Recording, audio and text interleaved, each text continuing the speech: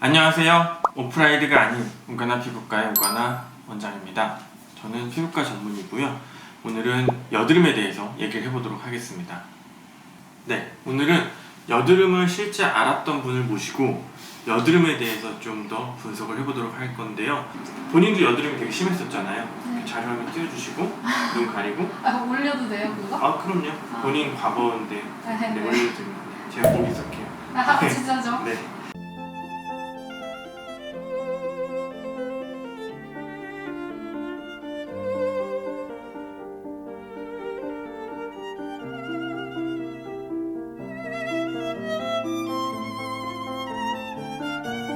여드름에 대해서 궁금한 거 오늘 다 해결해 드릴게요. 그냥 물어보면 되나요? 네, 질문 주세요. 여드름 찾아오는 환자가 많다고 하셨는데 보통 어느 정도나 많아요? 가장 많아요? 환자 중에? 환자 비중 중에 여드름 환자 비중이 한 50% 되는 것 같아요. 그렇게 많아요? 네. 네, 한때 이제 여드름 굉장히 많았던, 저도 다른 의미로서는 여드름 전문이에요. 네네네. 여드름. 나기 전문. 그쵸. 프로 여드름러. 근데 항상 궁금했던 게 저는 유전은 아닌 것 같아요. 그래서 왜 나는 건지, 이유가 뭔지. 제가 하루에 30번 이상 듣는 질문입니다. 왜 여드름이 날까요? 그럼 저는 모릅니다라고 대답을 드려요. 여드름이 나는 원인은 너무 많고요. 그 원인은 사실 중요하지 않습니다. 우리가 여드름이 나는 원인이 왜 알고 싶어요? 뭔가 치료하려면은 그렇죠. 원인을 알아야 될 것 같죠. 근데 원인을 교정해서 치료가 되는 여드름은 극히 드물고요. 실제로 대부분은 여드름은 원인 따로 치료 따로인 경우가 많습니다. 그래서 원인은 호르몬, 스트레스, 음주, 생활습관 이런 패턴들의 변화 때문에 갑자기 여드름이 확 올라올 수 있거든요. 특히나 최근 들어서는 성인에서 나는 여드름이 굉장히 많아요. 성인 여드름이 많은데 이렇게 올라왔는데 이런 것들을 다 교정한다고 해서 여드름이 들어가지 않아요. 한 번 시작되면은 진짜 달리는 폭주기가 찹니다. 그래서 이 녀석을 강제로 잡아서 세워야 돼요. 그게 여드름 치료입니다.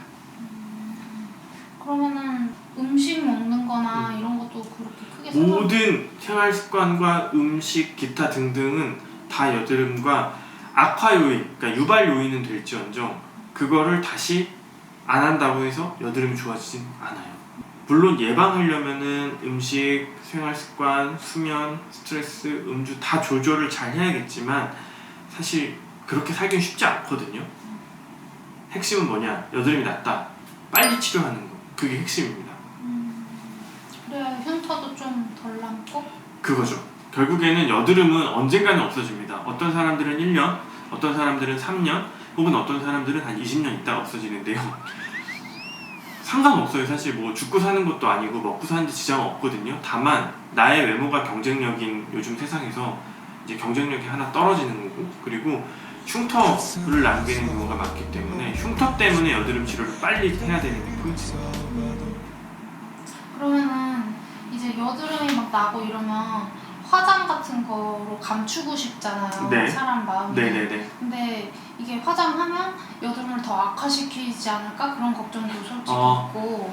염증성 여드름이 많은 분들은 화장을 할 경우에는 여드름이 악화가 됩니다. 근데 하지만 저는 하시라고 말씀드립니다. 환자분 오면 화장하셔야죠. 어떻게 그걸로 그 피부로 다니십니까? 라고 말씀드리거든요. 그 말은 즉슨 화장 역시나 악화 요인일 뿐 화장을 안 한다고 여드름이 좋아지진 않거든요. 근데 악화되면 어쨌든 안 좋은 거 아닌가요? 악화되면 안 좋지만은 치료를 해야죠. 그러니까 치료를 제 말은 무슨 말이냐면은 70점짜리 여드름이나 100점짜리 여드름이나 어차피 여드름이기 때문에 치료를 안 하는 이상 거기서 거의 다 말씀을 드리는 겁니다. 그러면 클렌징 같은 거, 화장을 하고 나서 클렌징 같은 걸 할 때 어떤 식으로 하는 게 가장 옳은 방법인지 클렌징은 방법? 사실 여드름 환자라 그래서 특별할 건 없어요.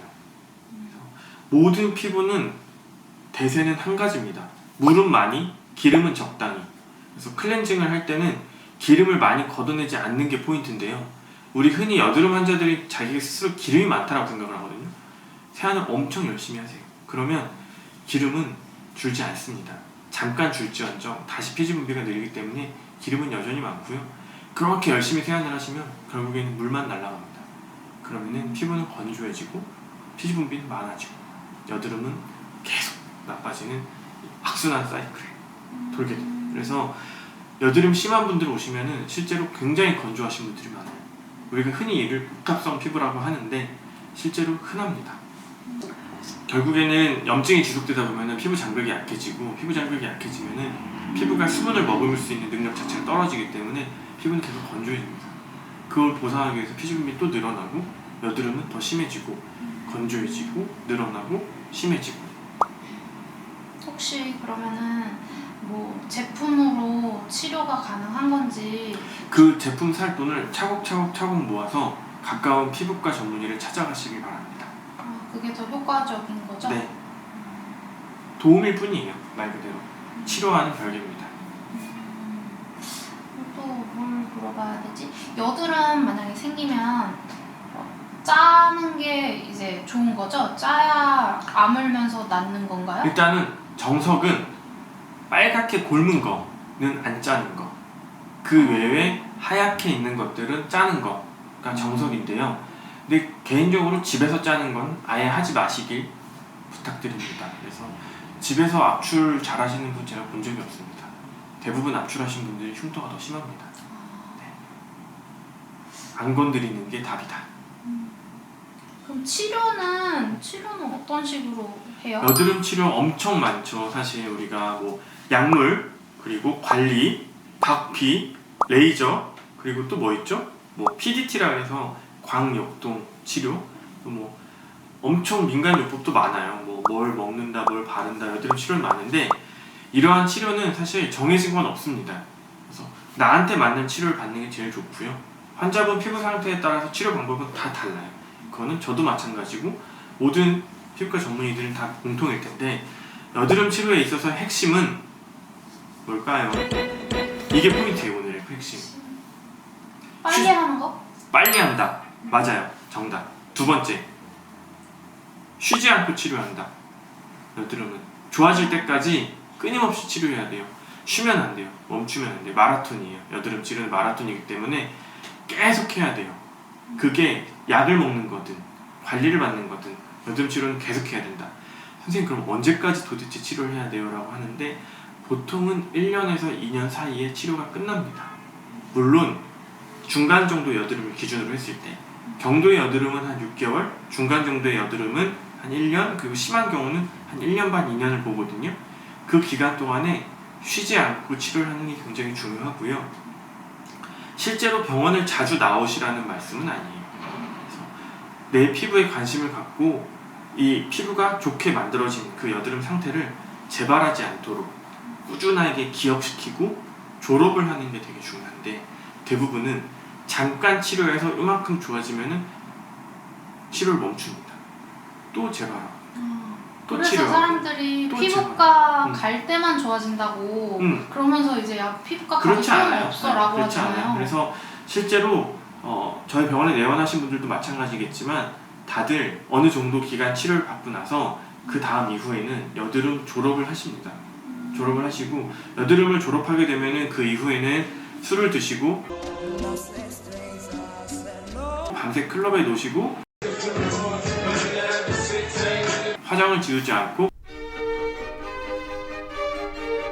아침에 그냥 일어나도 트러블이 나지 않는 그런 피부가 되게 됩니다. 그래서 여드름 치료에서 가장 핵심은, 다시 한번 강조하지만, 빨리 치료하는 거, 그리고 확실하게 꾸준하게 해서 피부를 좋게 만드는 거, 그리고 나서 재발하지 않도록 충분한 기간 유지해서 여드름으로부터 졸업하는 것이 여드름 치료의 핵심입니다. 여드름은 졸업할 수 있는 질환입니다.